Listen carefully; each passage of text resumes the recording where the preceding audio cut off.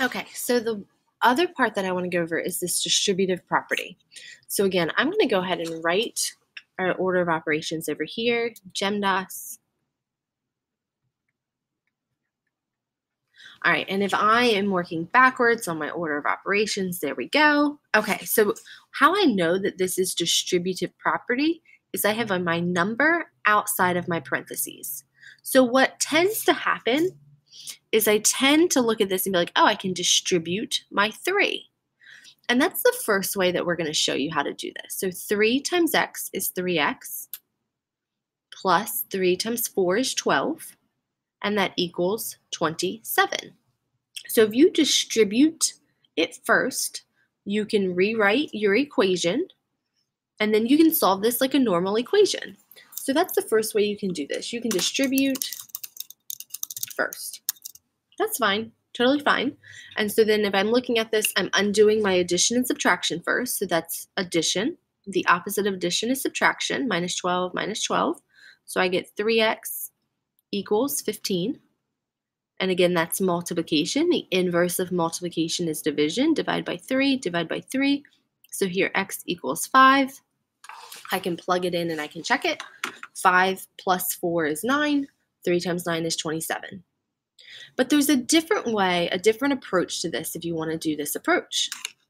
So this approach here, you could, I'm just going to rewrite the problem again, 3x plus 4 equals 27.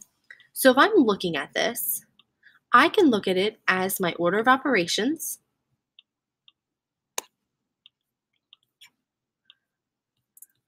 Then I can undo my order of operations. So now I have addition and subtraction, but it's in the group. So I hold that till last. So I'm actually going to undo my multiplication and division first.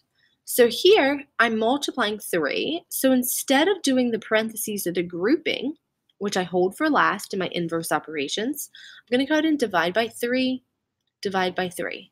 So 3 divided by 3 cancels out. It just ends up being 1 times x plus 4, and I don't need that 1. 1 doesn't change the number, multiplying by 1 equals 27 divided by 3 is 9. So now I've just got my grouping.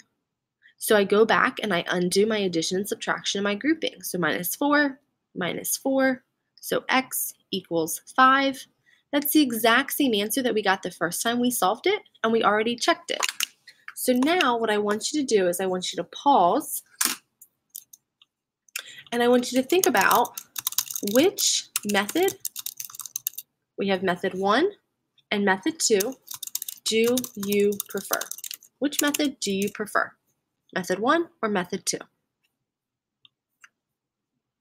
And why? Explain why.